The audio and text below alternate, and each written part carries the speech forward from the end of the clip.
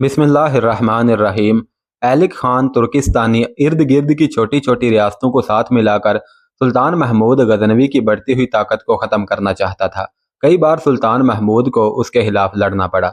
Alick Khan मर चुका था और अब उसका भाई अबू मंसूर अरसलान खान अल आसम तहत नशीन था। उसे अल आसम इसलिए कहा जाता था क्योंकि वो कानों से बहरा था। काशगर का हुक्मरान कादर खान भी उसके साथ था और तोगान खान की रियासत भी उसके साथ थी। एक रात कादर खान अबू मंसूर के महल में बैठा हुआ था। कादर खान की जवान बेटी अक्षी भी उसके साथ आई थी। रात को जब कादर और अबू मंसूर मुलाकात के खास कमरे में बैठकर राजो नियाज की बातें कर रहे थे तो कादर खान की बेटी अक्षी और अबू मंसूर की बेटी समन ताश बाग में टहल रही थी। रात खामोश थी, सिर्फ एक आवाज़ थी जो इस सकूत में तैर रही थी। यह तारों का एक साज था जिसे कोई धीमे धीमे गुनगुना रहा था। साजो आवाज़ में सोज था और ऐसा तासुर के जज्बात पर वजद तारी हुआ जा रहा था। वह एक नाबीना मौसीकार अबू मंसूर के दरबार का मुगन्नी था। समन ताश ने उसे बाग के गोशे में बिठा रखा था और खुद अक्षी के साथ टहल रही थी। नाबीना मुगनी की उम्र 30 बरस से कुछ ज्यादा ही थी। वो 1.5 साल से अबू मंसूर के दरबार में था। समन ताश को मौसीकी से दिली लगाव था। एक रोज ये नाबीना मुगनी महल के बाग के करीब आ गया और उसने तारू को छेड़ दिया। समन ताश के कानों में ये आवाज़ पड़ी तो उसने उसे अंदर बुला लिया। अबू मंसूर ने उससे एक नगमा सुना तो उसने मुगन्नी को हमेशा के लिए अपने पास रख लिया। अबू मंसूर को अपनी बेटी समन ताज से बहुत प्यार था। समन ताज नाबीना मुगन्नी को अपने कमरे में बुला लिया करती थी। समन, अक्षी ने जज्बाती और खुमार ज़दा आवाज़ में कहा, कितनी प्यारी आवाज़ है, मुझ पर तो खुमार सा तारी होने लगा है।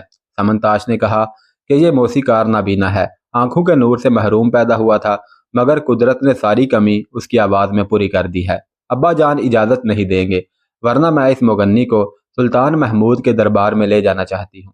वो क्यों? अक्षी ने रुक कर पूछा। सुल्तान के दरबार में क्यों? तुम्हारा उससे क्या ताल्लुक है?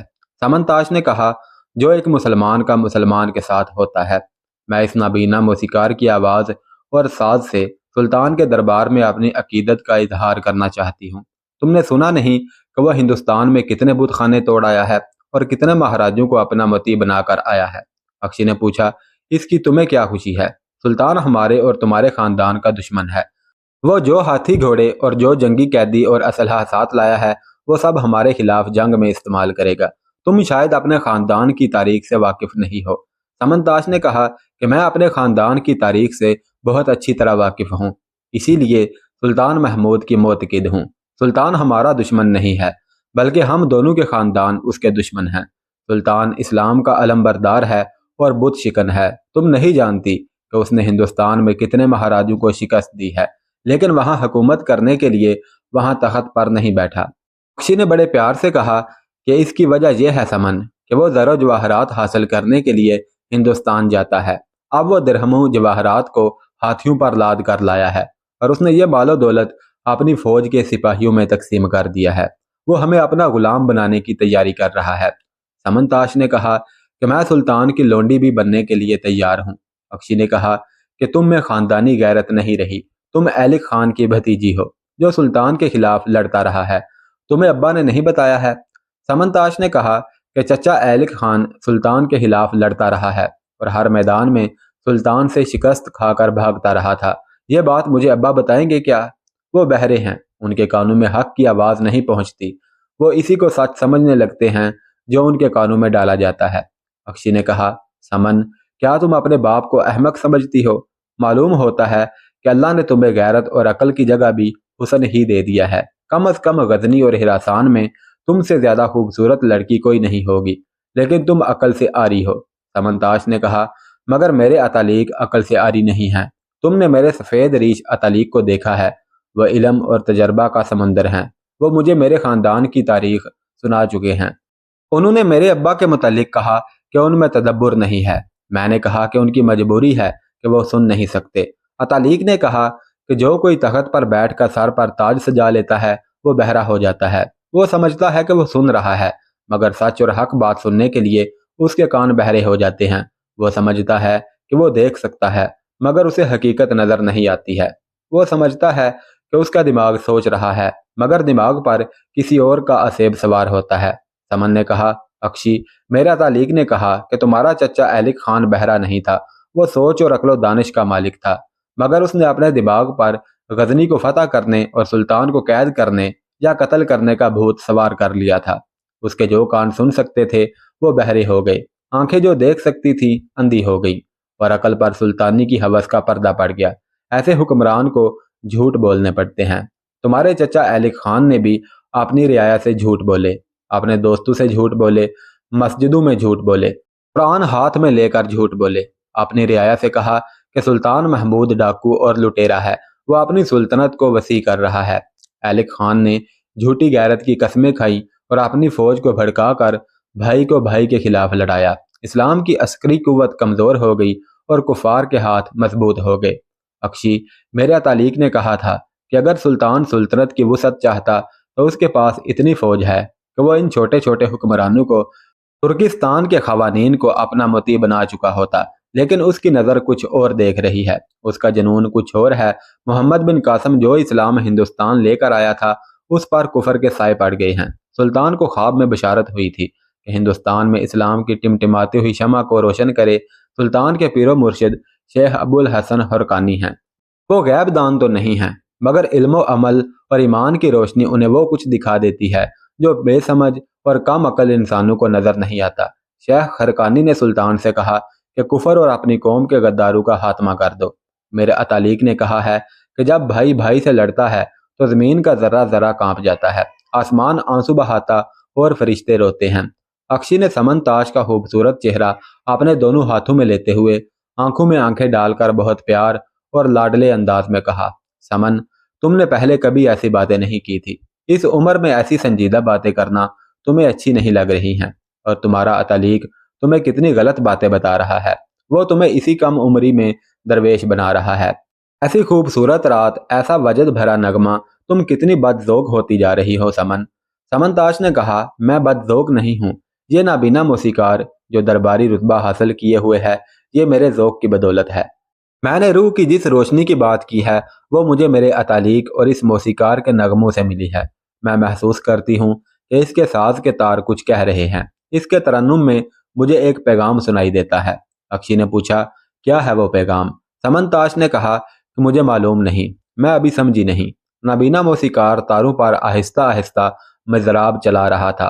वो ख्वाबनाक आवाज में गुनगुना रहा था। दोनों लड़कियां टहलते टहलते उसके करीब आ गईं। मौसीकार पर बेखुदी तारी थी, वो जैसे किसी और की मौजूदगी से बेखबर था। अक्षी ने समनताज से पूछा कि क्या तुम अपने अब्बा हजूर को कायल कर सकती हो कि सुल्तान महमूद अपनी सुल्तनत की तोसी नहीं चाहता, और क्या तुम्हारे अब्बा मान जाएंगे कि सुल्तान की जंगें इस्लाम की खातिर हैं? समनताज ने कहा, नहीं, मुझे उनसे मनवाने की क्या ज़रूरत है। वो सुल्तान महमूद के खिलाफ हो सकते हैं, मगर सुल्तान के खिलाफ लड़ेंगे नहीं। उनके दिल में दुश्मनी मौजूद है, मगर वो ना तो सुल्तान के खिलाफ लड़ेंगे और ना उसकी मदद करेंगे। अक्षी ने कहा, समन, मैं तुम्हें एक राज की बात बताऊं, तुम्हारे अब्बा हजूर सुल्तान के खिलाफ लड़ने की तैयारी कर रहे हैं। समन ने कहा, मेरे अब्बा ऐसी जुरत नहीं करेंगे। अक्षी ने कहा कि वो ऐसी जुरत कर चुके हैं। मेरे अब्बा कादर खान इसी सिलसिले में तुम्हारे अब्बा जान के पास आए हैं और वो इसी सिलसिले पर बात कर रहे हैं। समनताश ने तड़प कर कहा कि मैं इन्हें ऐसा करने से रोकूंगी। अक्षी ने कदरे गुसीली आवाज में कहा, होश में आओ समन, तुर्किस्तान की बेटियां इतनी बेगैरत नहीं हुआ करती। तुम जहनी तौर पर गजनी वालों की गुलाम बन चुकी हो।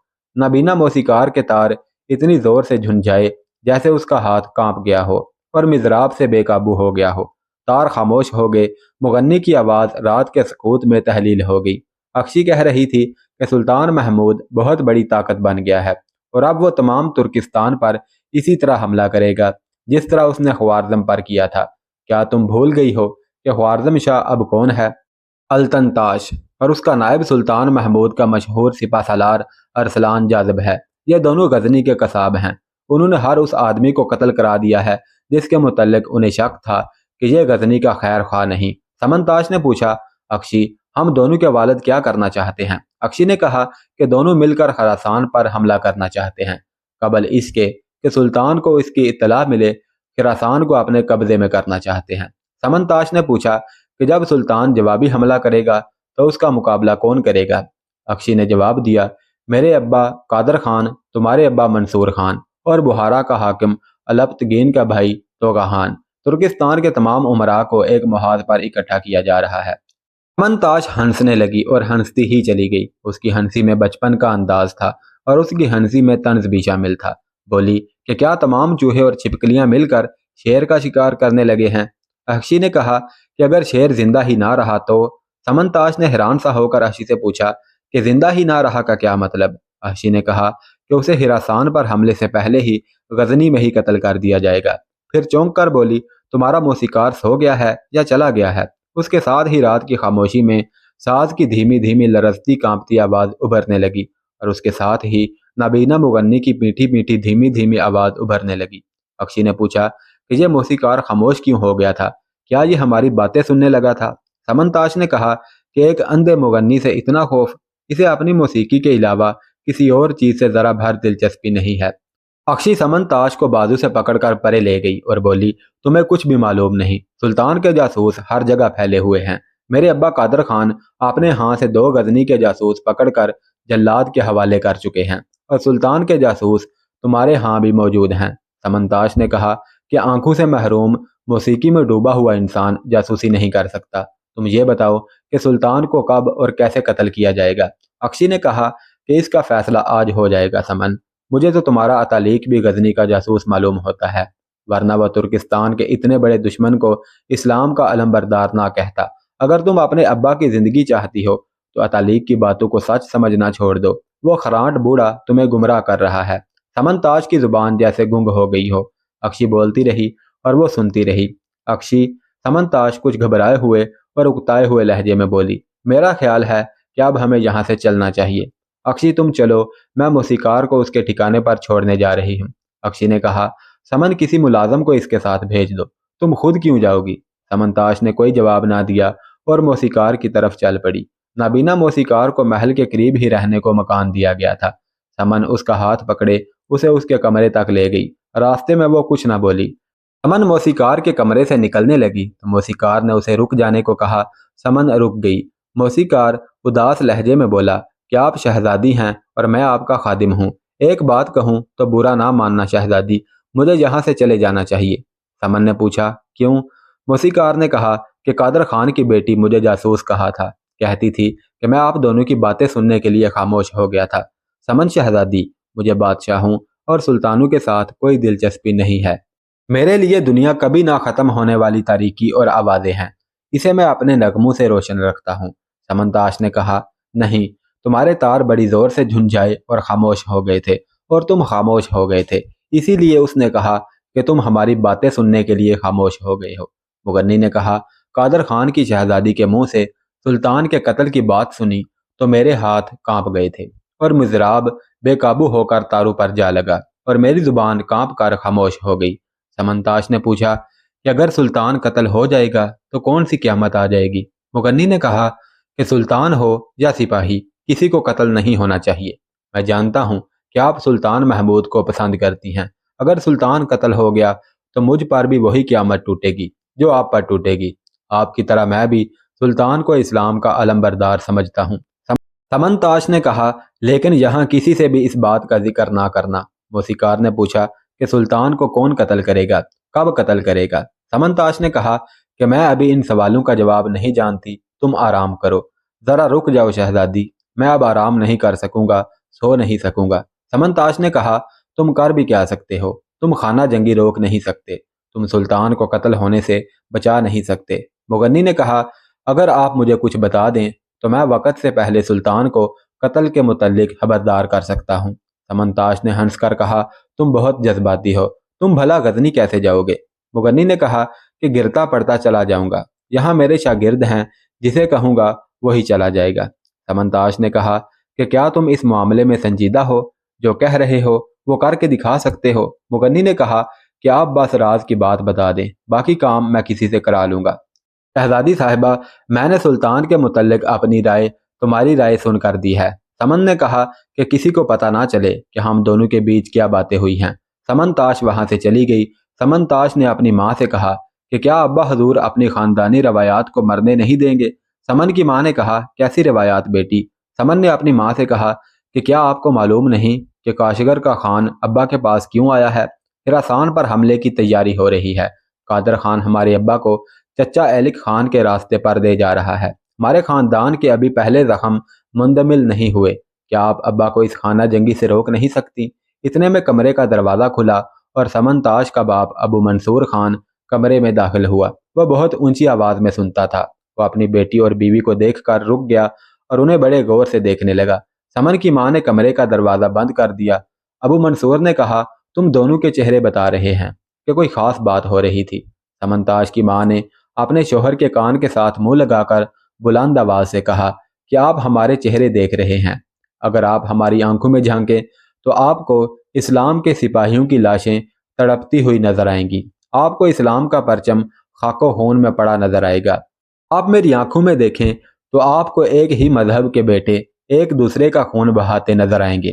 ابو منصور نے گرج کر کہا کہ خاموش ہو جاؤ، تمہیں میرے فیصلوں میں دخل دینے کی جرت کیسے ہوئی؟